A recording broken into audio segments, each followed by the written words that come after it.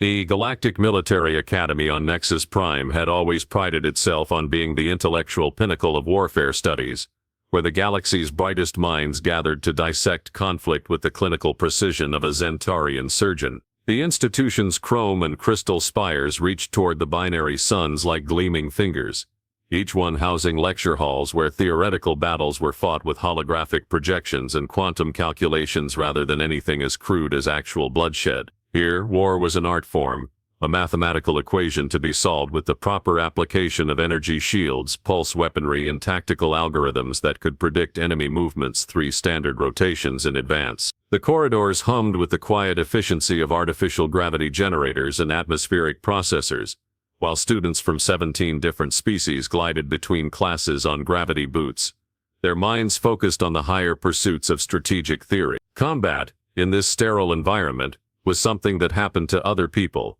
preferably primitive ones who hadn't yet discovered the elegant solutions that modern technology provided to ancient problems. Blood, sweat, and the messy realities of close quarters fighting were relegated to historical footnotes, curiosities from a barbaric past that enlightened beings had long since transcended. Professor Hythax adjusted his ceremonial teaching robes with the self-satisfied air of someone who had never questioned his own expertise. The Valdorian's pale blue skin gleamed under the lecture hall's soft bioluminescent lighting, and his forearms moved in practiced gestures as he prepared his presentation material. His reputation as the foremost authority on primitive warfare methodologies had been built over decades of theoretical research, academic papers that dissected ancient battles with the detached fascination of an xenoarchaeologist examining fossil remains. He specialized in the quaint military practices of lesser-developed species, finding particular amusement in the crude tactics employed by civilizations that lacked proper shielding technology or energy-based weapons systems. The Valdorian had authored 3 acclaimed texts on the subject, including the seminal work Barbarism to Brilliance, The Evolution of Galactic Warfare, which was required reading in military academies across 7 sectors. His lectures drew standing room-only crowds, not because his subject matter was particularly relevant to modern conflict resolution, but because he had a gift for making his audience feel intellectually superior to their primitive ancestors. There was something deeply satisfying about analyzing the fumbling attempts at warfare by species who thought sharpened metal was the height of military innovation. Today's class promised to be particularly entertaining. The syllabus indicated a comprehensive examination of Terran combat methodologies, a study in evolutionary inadequacy, complete with holographic recreations of human conflicts dating back several millennia. Hythax had spent weeks preparing this presentation, carefully selecting the most backwards examples of human military thinking he could find. The primitive Pytrole weapons, the barbaric close combat techniques, the laughably inefficient logistics systems. It would all serve to illustrate how far galactic civilization had progressed since those dark ages of warfare. The lecture hall filled with the usual collection of military academy elite, Zentaurian tactical prodigies, with their crystalline thought matrices gleaming, Corvan engineering geniuses whose metallic carapaces clicked softly as they settled into their seats, and Thalorian strategic analysts whose multiple eyes allowed them to process battlefield data with inhuman efficiency. They chattered among themselves in the universal translator's smooth tones, discussing recent advances in plasma weaponry and debating the merits of various shield configurations. In the back corner of the hall, almost unnoticed among the gleaming aliens and their high-tech accessories, sat a single human exchange student. The Terrans seemed remarkably unremarkable compared to the exotic species surrounding them. No crystalline matrices, no metallic enhancements, no multiple limbs or eyes, just standard-issue academy clothing, a worn leather satchel, and an expression of mild interest that suggested either profound boredom or the kind of patience that came from extensive experience with academic pomposity. While the other students eagerly activated their recording devices and pulled up supplementary materials on their data tablets, the humans simply leaned back in their chair and waited. Hythax cleared his throat with the theatrical flair of someone accustomed to commanding attention. "Distinguished colleagues, future architects of galactic security," he began, his voice carrying the smooth confidence of academia. "Today we embark upon a journey into the primitive past, examining the crude and often laughably ineffective military practices of species who lacked our sophisticated understanding of modern warfare principles." The holographic projectors hummed to life, casting ghostly images of ancient human battlefields across the lecture hall's wall. Soldiers in primitive armor wielded crude metal weapons, their formations chaotic and their tactics painfully simplistic compared to the elegant precision of modern military doctrine. The alien students leaned forward with the eager anticipation of tourists about to witness a particularly amusing historical curiosity. "Observe," Hythax continued, gesturing toward a recreation of a medieval battlefield, "the fundamental inefficiencies inherent in pre-technological combat systems. Note the excessive expenditure of physical energy, the reliance on inferior materials, and the shocking absence of any meaningful tactical coordination." His forearms moved in synchronized patterns as he manipulated the holographic controls, zooming in on individual combatants who seemed to be engaged in what could charitably be described as organized chaos. The Corvin students chittered among themselves, their translator implants converting their amusement into universal standard. A Thalorian raised 3 of his 7 hands, eyes twinkling with academic curiosity. "Professor, surely these primitive techniques held some strategic value, or they wouldn't have persisted for so long." Hythax's laugh was the polite chuckle of an expert addressing a particularly naive question. "An excellent point, which brings us to today's primary case study, the Terrans and their peculiar attachment to what they romantically termed blade warfare. Even when presented with opportunities to develop more efficient combat systems, humans demonstrated a remarkable resistance to progress, clinging to sharpened metal implements with an almost religious fervor." In the back of the lecture hall, the human exchange students' expression didn't change, but their fingers drummed once against their armrest, a movement so subtle that none of the other students noted. They continued to listen with the same patient attention, but something in their postures suggested that Professor Hythax's lecture was about to become significantly more interesting than anyone had anticipated. The professor's enthusiasm for his subject matter grew with each disparaging observation, his pale blue skin practically glowing with academic superiority, as he manipulated the holographic displays to showcase humanity's most primitive military moment. The images shifted from medieval battlefields to trench warfare, from ancient gladiatorial combat to what appeared to be some sort of ritualized dueling system involving curved metal blades. Each transition was accompanied by Hythax's increasingly condescending commentary, delivered with the tone of someone explaining finger painting to graduate-level artists. "Particularly amusing," he declared, pausing the display on a freeze frame of 2 humans engaged in sword combat, "is the Terran obsession with what they called honor in single combat. Note the complete absence of tactical thinking, no attempt to leverage technological advantages, no consideration of efficient resource allocation, merely 2 individuals attempting to perforate each other with glorified kitchen implements." His secondary arms gestured dismissively, while his primary hands continued manipulating the controls. One can only imagine the evolutionary pressure that selected for such counterproductive behavior. The Zentorian students' crystalline matrices flickered with what passed for amusement among their species, while several Corvins produced the metallic rasping sound that indicated they found something particularly entertaining. A Thalorian in the 3rd row actually began taking notes, apparently fascinated by the depths of tactical inadequacy on display. The atmosphere in the lecture hall had taken on the festive quality of an academic roast, with humanity serving as the guest of honor at its own intellectual autopsy. "But surely," interjected a young Corvin, whose carapace gleamed with fresh academic polish, "there must have been some strategic rationale behind blade-based combat systems. Species don't typically persist with methodologies that offer no survival advantage." Hythax's expression suggested he was dealing with a student who had missed several fundamental lectures on evolutionary psychology.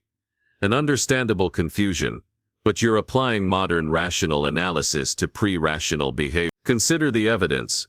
When faced with the option to develop energy weapons, force fields or kinetic bombardment systems, humans instead chose to refine their techniques for stabbing each other with pointed metal objects. This suggests a species-wide cognitive limitation rather than any sort of strategic thinking.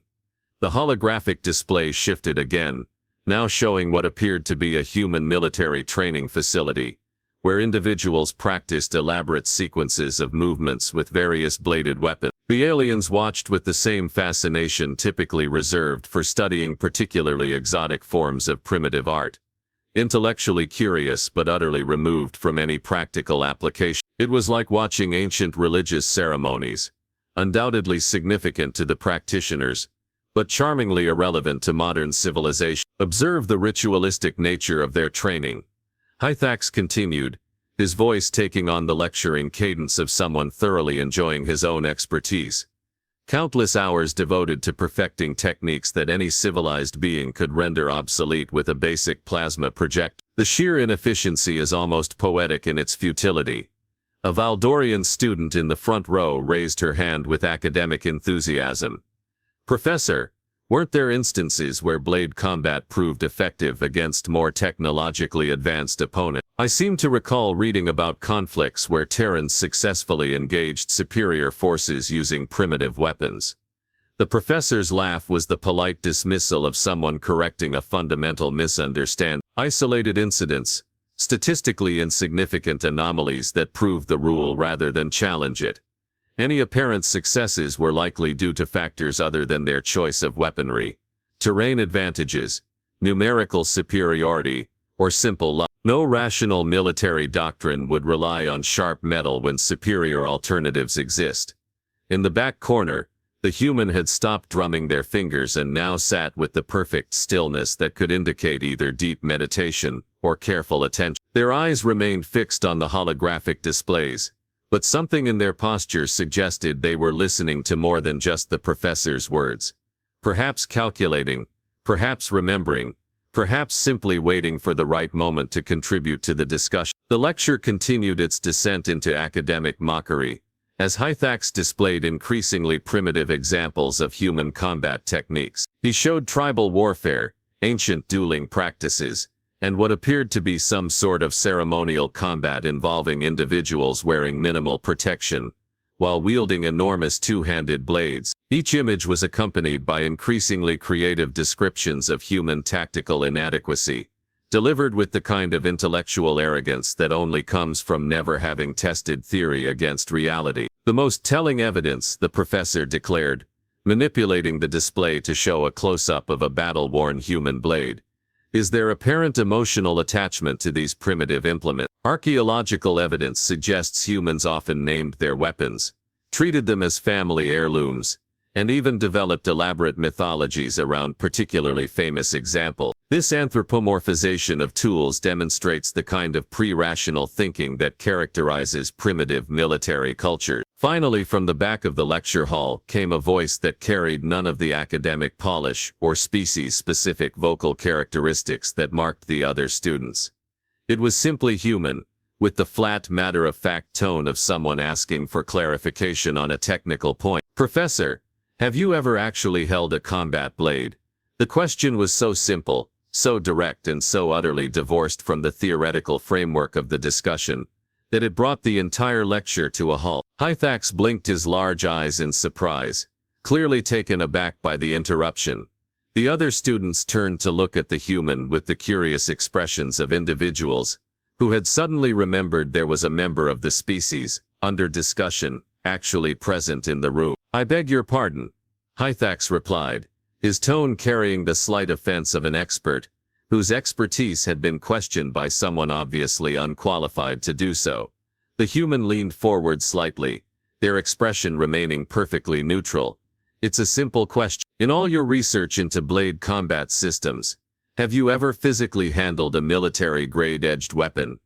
Hythax's forearms moved in a dismissive gesture that managed to convey both intellectual superiority and mild amusement at the primitive nature of the question. My dear student, as a civilized being and a scholar of repute, I would hardly contaminate my research with such barbaric practices. Theoretical analysis provides far more objective insights than crude physical experimentation with primitive artifacts. The other students chuckled appreciatively at their professor's response, clearly enjoying what they perceived as a gentle rebuke to their more primitive classmate.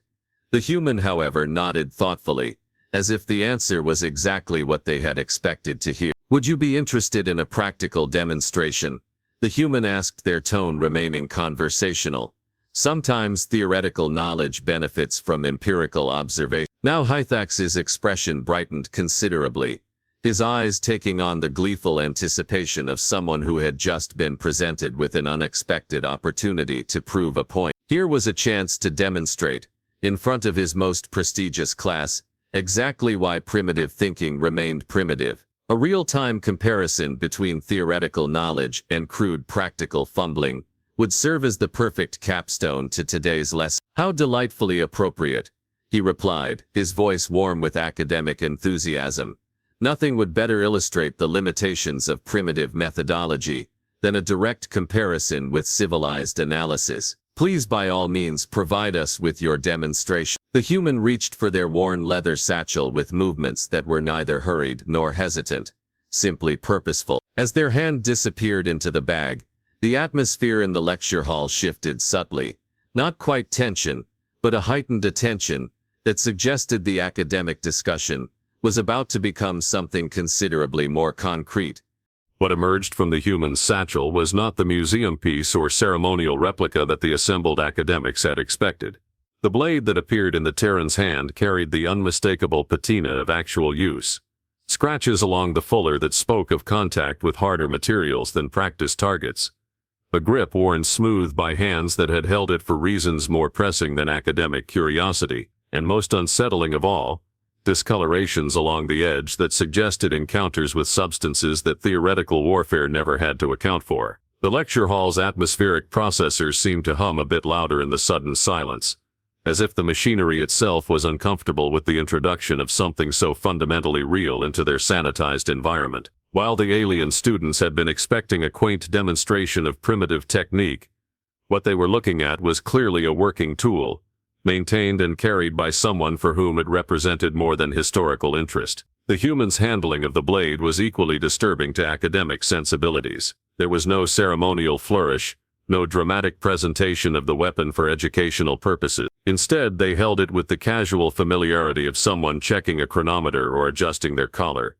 A gesture so automatic and unconscious that it suggested years of practice in environments where such checks were matters of survival rather than showmanship. The thing about blade combat, the human began, their voice maintaining that same conversational tone while their thumb automatically tested the edge, is that it's not really about the blade at all. It's about distance, timing, and the uncomfortable reality that when your energy weapons fail, your shields go down, or you find yourself in an environment where technology becomes unreliable, you're left with physics and determination. Professor Hythax's expression had begun to shift from academic enthusiasm to something approaching concern. The casual way the human discussed equipment failure suggested a familiarity with such scenarios that extended well beyond theoretical consideration. This was not, he was beginning to realize, going to be the quaint demonstration of primitive fumbling that he had anticipated. The weight distribution, the human continued, rotating the blade to catch the lecture hall's lighting, is designed for extended use under stress conditions. Not the brief ceremonial displays you've been showing, but sustained combat when your life depends on efficiency rather than aesthetics. They paused, looking directly at the professor. Have you ever been in a situation where your primary weapon systems were compromised? The question hung in the sterile air like an unwelcome reality check. Several of the alien students shifted uncomfortably in their seats, suddenly aware that their theoretical discussions of combat effectiveness might be missing certain practical considerations. The Corvin, who had been so enthusiastically taking notes, found himself wondering exactly what kind of situations would require such backup considerations. Without warning or dramatic buildup, the human moved. It wasn't the elaborate demonstration that academic settings typically feature, but a simple fluid motion that resulted in a Zentarian student's ceremonial sidearm, a beautifully crafted piece that was more status symbol than practical weapon, suddenly clattering across the lecture hall floor while its former owner stared in confusion at their empty holster. The entire sequence had taken perhaps 2 seconds, during which the human had closed a distance of several meters, bypassed what should have been an adequate defensive position, and relieved an armed opponent of their weapon using nothing more sophisticated than leverage, timing, and the kind of spatial awareness that suggested extensive practice in environments where hesitation carried permanent consequences. Theoretical analysis, the human observed, retrieving the ceremonial weapon and politely returning it to its stunned owner, doesn't account for variables like adrenaline response, spatial limitations or the psychological impact of facing an opponent who doesn't depend on technology for effectiveness. Professor Hythax found himself in the unprecedented position of having his expertise directly contradicted by empirical evidence that he couldn't dismiss with academic theory. The demonstration had been so swift and matter-of-fact that several students were still processing what they had witnessed. More unsettling than the physical technique, however, was the growing realization that their primitive classmate was discussing combat, not as historical curiosity but as recent practical experience. The humans' casual mention of equipment failure, their automatic weapon handling skills, and most telling of all, their complete lack of concern about demonstrating potentially lethal techniques in an academic setting, suggested a background that extended far beyond exchange student status. The worn blade in their hand wasn't a prop or historical artifact. It was clearly a working tool, maintained and carried by someone for whom theoretical discussions of combat effectiveness were luxuries that reality didn't always permit. The lecture hall's atmosphere had shifted from academic superiority to something approaching unease, as the assembled future military leaders began to wonder exactly what kind of practical experience their human classmate represented, and why someone with such obvious combat credentials was sitting through lectures on primitive warfare techniques. The silence that followed the demonstration carried the weight of assumptions being systematically dismantled. Professor Hythax stared at his human student with the dawning comprehension of someone who had just realized that their expert analysis of primitive warfare had been delivered to an actual practitioner of said warfare. The academic confidence that had carried him through decades of theoretical lectures suddenly felt as substantial as holographic projections when confronted with the uncomfortable reality sitting in his back row. "You mentioned recent deployment zones," a Thylorian student ventured, her multiple eyes focused on the human with newfound weariness. The casual way the term had been dropped into conversation was beginning to resonate with implications that extended far beyond historical study. "Are you suggesting that blade combat is still actively practiced in current military operations?" The human's slight smile carried no humor, only the patient expression of someone explaining obvious facts to individuals who had somehow missed. Professor Hythax's analysis assumes that technological advancement eliminates the need for close combat proficiency. Unfortunately, reality tends to be less accommodating to theoretical preference. They gestured toward the holographic displays that still showed ancient human battles frozen in time. "These aren't museum pieces we're discussing. They're current standard operating procedures for environments where your advanced technology becomes expensive decoration." Hythax felt his carefully constructed expertise crumbling like poorly designed fortifications under actual bombardment. "But surely," he stammered, his forearms gesturing helplessly, "modern shield technology and energy weapons render such primitive approaches obsolete in any practical scenario. Electromagnetic pulse environments, confined spaces where energy discharge creates more danger to friendlies than enemies, stealth operations where energy signatures compromise mission parameters." The human's voice carried the flat recitation of someone listing standard operational considerations rather than exotic theoretical scenario, or the remarkably common situation where your sophisticated equipment experiences what technical manuals euphemistically call catastrophic systems failure, and you discover that your survival depends on skills that don't require a power source. The assembled students were beginning to grasp that their primitive classmate wasn't describing historical curiosities but recent professional experience. The Corvin who had been so amused by human tactical inadequacy now found himself wondering exactly how many of his own species' vaunted technological advantages would function reliably in the scenarios being described. The casual competence with which the disarming demonstration had been executed suggested that theoretical superiority might prove less decisive in practical applications than academy doctrine assumed. "The blade I showed you," the human continued, holding up the weapon that had started this uncomfortable education, "isn't a historical artifact. It's current issue military equipment, recently returned from what the diplomatic corps terms peacekeeping operations in sectors where advanced civilizations discover that their technological supremacy has certain practical limitations." They paused, allowing the implications to settle into the minds of future military leaders who were rapidly reassessing their assumptions about primitive warfare techniques. Professor Hythax's worldview was experiencing the kind of catastrophic restructuring typically reserved for species encountering faster-than-light travel for the first time. His decades of academic expertise in primitive warfare had just been revealed as precisely that academic theory delivered by someone who had never tested it against the inconvenient realities that practitioners face. The human sitting in his back row wasn't a curious student learning about ancient history.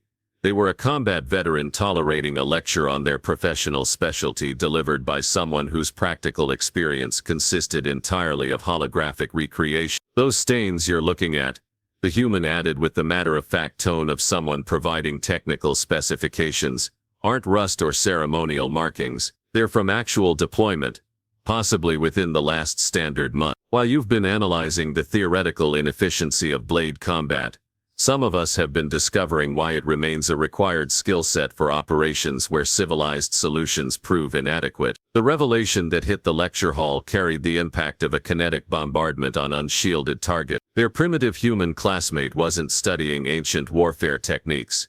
They were an active practitioner who had been politely listening to academic theories about their own professional expertise. The worn blade wasn't a museum piece but a working tool, maintained and carried by someone for whom combat effectiveness was measured in survival rather than theoretical elegance.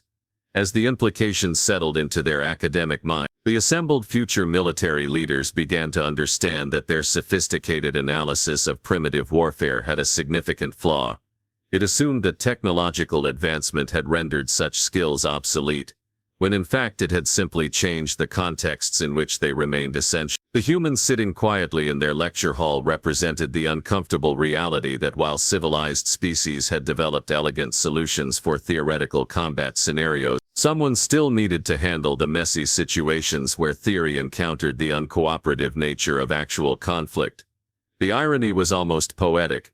A lecture hall full of military academy elite, studying the primitive techniques of a species they considered intellectually inferior, while an actual combat veteran from that same species sat patiently in the back row, carrying recently used weapons and tolerating academic discussions of their professional specialty delivered by individuals whose practical experience consisted entirely of holographic simulations and theoretical analysis.